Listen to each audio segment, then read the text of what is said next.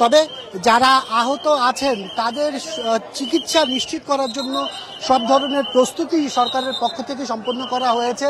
হাসপাতালগুলোতে চিকিৎসকের কোনো কমতি রাখা হয়নি, কোনো ধরনের যেন কমতি না থাকে সেই ব্যবস্থাটি মূলত তারা বলেছেন যে নিশ্চিত করা হয়েছে। আর যাদের প্রয়োজন হবে তাদেরকে দ্রুত সময়ের মধ্যে যেন দেশের বাইরে নিয়ে যাওয়া যায় সেই ব্যবস্থাও কিন্তু সরকারের তরফ থেকে করা হচ্ছে।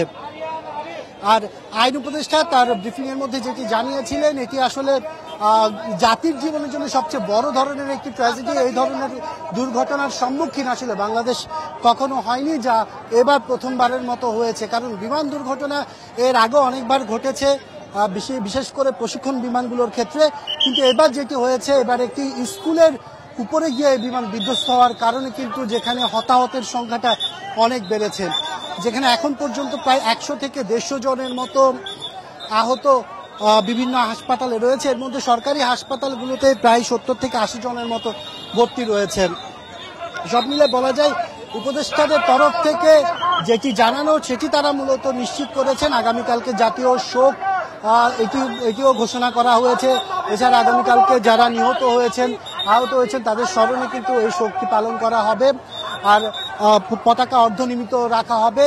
সব মিলে এখন পর্যন্ত এখানকার পরিস্থিতি দেখতে পাচ্ছেন, রক্তের একটি সংকট মূলত ওইখানে দেখা যাচ্ছে। বিশেষ করে যে নেগেটিভ রক্তগুলো, পি নেগেটিভ, এ নেগেটিভ, ও নেগেটিভ, এই নেগেটিভ রক্তগুলোর খুব একটি সংকট আমরা দেখতে পাচ্ছি। যে কারণে এখানে বিভিন্ন বিশ্ববিদ্যালয়ের শিক্ষার্থীরা কিন্তু হাতে প্লে কার্ড নিয়ে কিন্তু এখানে এসে উপস্থিত হয়েছেন। তারা যেটি সবার কাছে আবেদন করছেন যেন নেগেটিভ যাদের রক্ত, বিশেষ করে ও নেগেটিভ, এ নেগেটিভ, এই রক্তগুলো যাদের, তারা যেন দ্রুত সময়ের মধ্যে হাসপাতালগুলোতে যোগাযোগ করে, এই বিষয়ে আসলে অনুরোধ করা হয়েছে সবাইকে। আর এখানে আমরা দেখতে পাচ্ছি হাসপাতালের সামনে আসলে বিভিন্ন জায়গা থেকে যারা আহত হয়েছেন তাদের আত্মীয় স্বজন থেকে শুরু করে অনেকেই কিন্তু এখানে এসে ভিড় জমিয়েছেন। হাসপাতালের ইমার্জেন্সির মুখের সামনে আপনি দেখতে পাচ্ছেন যে তাদের যে ভিড়। আর এখন পর্যন্ত বলা যায় যে যেখানে প্রাথমিক চিকিৎসা নিয়েছেন যারা এই ঘটনায় আহত হয়েছেন, সেই ঘটনার ওরা কিন্তু এখানে মূলত এই জিনিসটা নিয়ে ঝামেলা পড়ছে। এখন পর্যন্ত আমরা চেষ্টা করছি, যারা রক্তের বিষয়টি এখানে আসলে সবচেয়ে বেশি গুরুত্ব দেওয়া হচ্ছে।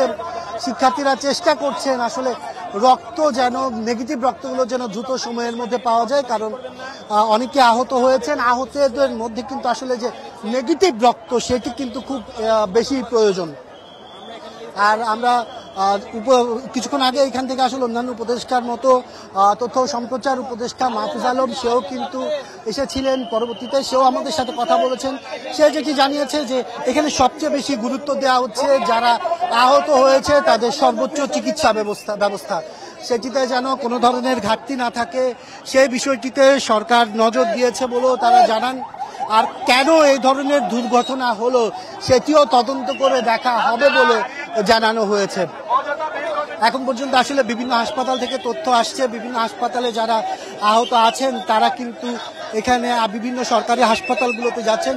যেহেতু বার্ন ইনস্টিটিউটে আসলে 70-80 জনের বেশি আসলে এখানে রোগী ধারণের সক্ষমতা নেই, সেই ক্ষেত্রে আসলে এখানে যদি রোগী যারা ভর্তি হচ্ছে পরবর্তীতে তাদের জন্য ঢাকা মেডিকেলের যেটি বার্ন ইউনিট আছে সেটি কিন্তু প্রস্তুত রাখা হয়েছে, সেখানেও কিন্তু রোগী ভর্তি হচ্ছে।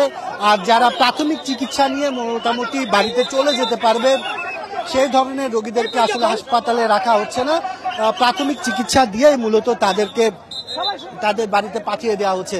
আমরা বিভিন্ন স্বেচ্ছাসেবকদেরকে দেখছি এখানে, যারা এখানে এসেছেন পরিস্থিতি নিয়ন্ত্রণ করার জন্য। স্বেচ্ছাসেবকের পক্ষ থেকে বলা যায় তারা এখানে রক্ত থেকে শুরু করে বিভিন্ন রোগীদের সেবা, এছাড়া যারা আত্মীয়রা আছে, মা বাবা যারা এখনো তার সন্তানের খোঁজ পায়নি সে খোঁজ নিয়ে দিতেও কিন্তু তারা সহযোগিতা করছেন।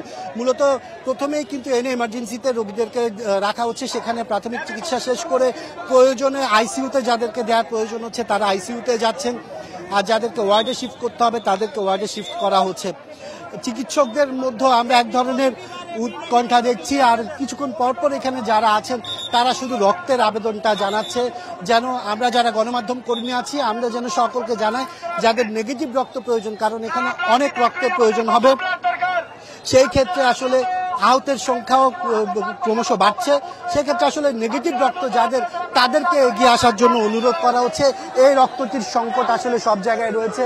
এবি নেগেটিভ থেকে শুরু করে ও নেগেটিভ, বি নেগেটিভ, এই ধরনের নেগেটিভ রক্তের জন্য আসলে তারা আবেদন জানাচ্ছে। আর বাইরের পরিস্থিতি আপনি দেখতে পাচ্ছেন, এখানে উৎসুক জনতা থেকে শুরু করে যারা বিভিন্ন স্বজনরা আছেন তারা কিন্তু এই হাসপাতালের সামনে এসে ভিড় করেছেন। ভেতরে তেমন কাউকে প্রবেশ করতে দেওয়া হচ্ছে না, কারণ এখন যারা আহত হয়ে আসছেন তাদের সবচেয়ে বেশি সমস্যা হয় আসলে ইনফেকশনের কারণে। সে কারণে বাইরের মানুষকে আসলে ভেতরে প্রবেশটা খুবই সীমাবদ্ধ করা হয়েছে। এই কারণে এখন পর্যন্ত অনেকে নিখোঁজ রয়েছেন, যে অনেক রোগীর গার্জিয়ান খুঁজে পাচ্ছেন, আবার অনেক গার্জিয়ান তাদের রোগীদের খুঁজে পাচ্ছে না, সন্তানদের খুঁজে পাচ্ছে না। এই ধরনের আবেদনও কিন্তু কিছুক্ষণ পরপর আমাদের কাছে আসছে। প্রত্যেকে আসলে তাদের সন্তানদের নিয়ে একটি উৎকণ্ঠার মধ্যে সময় পার করছেন। আমরা দেখছিলাম যে বিভিন্ন বিশ্ববিদ্যালয় থেকে অনেক শিক্ষার্থীরা এসেছেন, আর এখানে কিন্তু বাইরে রক্ত নেওয়ার যে ব্যবস্থা, সেই রক্ত নেওয়ার ব্যবস্থা কিন্তু আমরা দেখছি যে বাইরে অনেকে রক্ত দিচ্ছেন। সেটি দেখতে পাচ্ছেন যে এখানে এমার্জেন্সির বাইরে বেশ কিছু ব্যবস্থা করা হয়েছে, যেখানে স্বেচ্ছায় যারা রক্ত দিতে চাচ্ছেন তারা কিন্তু এখানে এসে স্বেচ্ছায় রক্ত দিতে পারছেন। এখন পর্যন্ত সবচেয়ে বেশি যে রক্তগুলোর সংকট, সেগুলো হচ্ছে নেগেটিভের যে রক্তগুলো আছে, A B negative, O negative, B negative, এই ধরনের নেগেটিভ রক্তগুলো আসলে সবচেয়ে বেশি সংকট। সেই রক্তগুলো এখন পর্যন্ত যারা এখানে উপস্থিত আছেন, আত্মীয় স্বজন থেকে শুরু করে যারা ভলেন্টিয়াররা আছেন, তারা কিন্তু সেই আবেদনটি জানাচ্ছেন। কারণ যে পরিমাণ হতাহতের সংখ্যা প্রতিনিয়ত বাড়ছে, সে হতাহতের সংখ্যা যতক্ষণ পর্যন্ত নির্দিষ্ট করা হচ্ছে না, তাদের রক্তের পরিমাণও আসলে কিছুক্ষণ পরপর আসলে বাড়ছে। সেই হিসাবে বলা যায় যে যে পরিস্থিতি ক্রমশই কিন্তু আসলে যে খুব খারাপ হচ্ছে সেটি বলাই যায়।